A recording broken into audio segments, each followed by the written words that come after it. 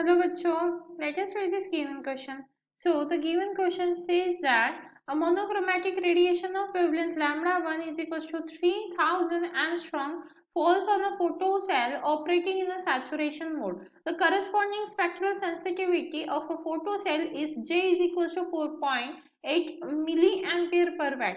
When another monochromatic radiation of wavelength lambda 2 is equals to 1650 angstrom and power P is equals to 5 milliwatt is incident, it is found that maximum velocity of a photoelectrons increases to n is equals to 2 times. Assuming efficiency of a photoelectron generation per incident photon to be same for the both cases. So calculate threshold wavelength, हमें wavelength calculate करनी है for the cell and saturation current find out करना है second case में. तो चलिए solution देखते हैं इसका. देखिए यहाँ पे हमें लैम्डा 1 की वैल्यू गिवन है, wavelength monochromatic radiation of wavelength lambda 1 हमें 3000 एंगस्ट्रॉम गिवन है. वहां से हम E1 फाइंड आउट कर सकते हैं कैसे, Hc बाय यहाँ पे क्या आ जाएगा, सबसे पहले लैम्डा 1. ओके, तो ये आ जाएगा लैम्डा 1. Hc मतलब प्लैंक्स कांस्टेंट है H, तो ये हो जाएगा 6.63 इंटू 10⁻⁻34.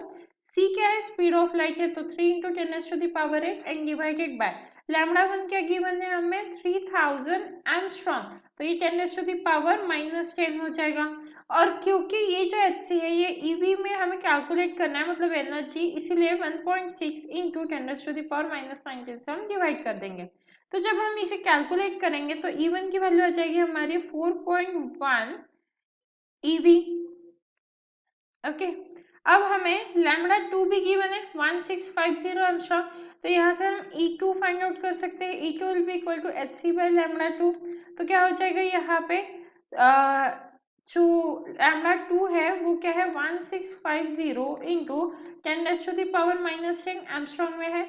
EV में कन्वर्ट करने के लिए 1.6 इंटू 10⁻⁻10 से डिवाइड कर देंगे.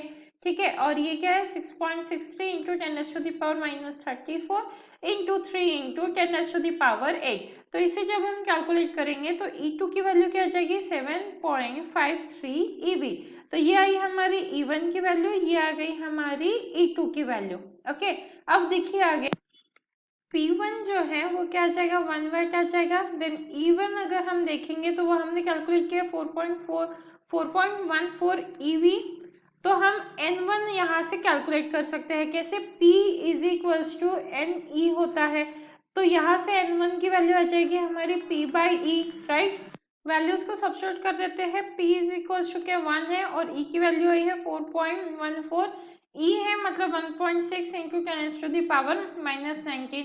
तो इसे जब हम कैलकुलेट करेंगे तो हमारी N1 की वैल्यू क्या आ जाएगी, यहाँ से देखिए N1 की वैल्यू आ जाएगी 1.5 इंटू 10⁻18. राइट, तो ये आ गई हमारी N1 की वैल्यू. अब सेम प्रोसेस यूज करते हुए हम N2 की वैल्यू कैलकुलेट कर लेते हैं. N2 इज इक्वल टू क्या हो जाएगा P2 बाई E2. P2 की वैल्यू क्या दी है 5 मिलीवाट, तो यहाँ पे आ जाएगा N2 is equal to 5 into 10⁻⁻3 क्योंकि मिलीवाट था, और E2 की वैल्यू जो हमने कैलकुलेट की थी तो ये आ जाएगी 7.53 इंटू 1.6 इंटू 10⁻⁻19. तो यहाँ से N2 की वैल्यू भी हमें मिल जाएगी. N2 इज इक्वल टू आ जाएगा 4.15 इंटू 10⁻15. तो अब देखिए हमें N1 की वैल्यू मिल गई है, N2 की वैल्यू मिल गई है. ठीक है, अब देखिए आगे हमें J की वैल्यू गिवन है. J is equal to 4.8 milliampere per watt. J क्या होता है, करंट डेंसिटी होता है, मतलब हमें इनडायरेक्टली I की वैल्यू गिवन है और वो है 4.8 इंटू 10⁻⁻3 एम्पियर. तो I की वैल्यू हमें गिवन है, तो यहाँ से हम एफिशिएंसी फाइंड आउट कर सकते हैं क्योंकि N1 is equal to N2 हो जाएगा यहाँ पे. तो एफिशिएंसी क्या आ जाएगी हमारी I and divided by 1.6 into 10⁻⁻19 into 1.5 into 10⁻18. Okay, तो यहाँ से एफिशिएंसी कितनी आ गई हमारी 2% आ गई है. 2% मतलब क्या हो जाएगा यहाँ पे 2 इंटू 10⁻⁻2 इंटू 100% हम लिख सकते हैं. राइट, अब देखिए आगे हम I की वैल्यू फाइंड आउट कर लेंगे कैसे. I इज इक्वल टू हमारे पास एक फॉर्मूला होता है N इंटू E. तो यहाँ पे I is equals to 4.15 into 10⁻15 and E की वैल्यू डाल देंगे। E की वैल्यू क्या आ जाएगी हमारी, यहाँ से 2 इंटू E मतलब एफिशिएंसी, तो ये E 2/100 इंटू 1.6 इंटू 10⁻⁻19, ये E की वैल्यू है और ये N की वैल्यू आ गई टोटल 4.15 इंटू 10⁻15 एंड इंटू 2/100, ये N की वैल्यू और ये E की वैल्यू 1.6 इंटू 10⁻⁻19। तो यहाँ से हमारा I आ जाएगा और वो आएगा 13.3 माइक्रो एम्पियर। तो ये आ गई हमारी करंट की वैल्यू। अब देखिए जो हम V है उसे हम कंसीडर कर सकते हैं, that is 1650 is equals to, क्या बोला गया है हमें, 2 times n is equals to 2 times maximum velocity. तो हम क्या लिख सकते हैं 2 इंटू वी मैक्स, एंड ये किसके लिए है 3000 एमस्ट्रॉन्ग वाली जो वेवलेंथ है उसका। तो यहाँ से क्योंकि वेलोसिटी में हमें एक रिलेशन मिल गया तो हम काइनेटिक एनर्जी में एक रिलेशन डाल सकते हैं। तो kinetic energy maximum 1650 will be equal to 4 times of kinetic energy for 3000 Armstrong wavelength, right? क्योंकि ये वेलोसिटी का रिलेशन है तो यहाँ से हमने काइनेटिक एनर्जी में रिलेशन फाइंड आउट किया।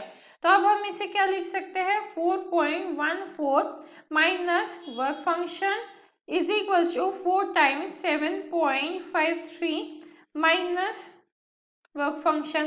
तो यहाँ से हमारे पास वर्क फंक्शन की वैल्यू आ जाएगी 3.01 eV। तो अब लैम्बडा हम फाइंड आउट कर सकते हैं threshold wavelength of the cell, वो क्या आ जाएगा hc/E2। तो वो कितनी आ जाएगी हमारे यहाँ पे hc/E2 इफ हम करते हैं तो उसका आंसर आ जाएगा हमारा 4126 एमस्ट्रॉन्ग यूनिट। सो ये आ गई हमारी थ्रेशोल्ड वेवलेंथ और ये आ गया current. So the final answer for first is 13.3 microampere and for second is 4126 Armstrong unit. I hope you understood it well. All the best.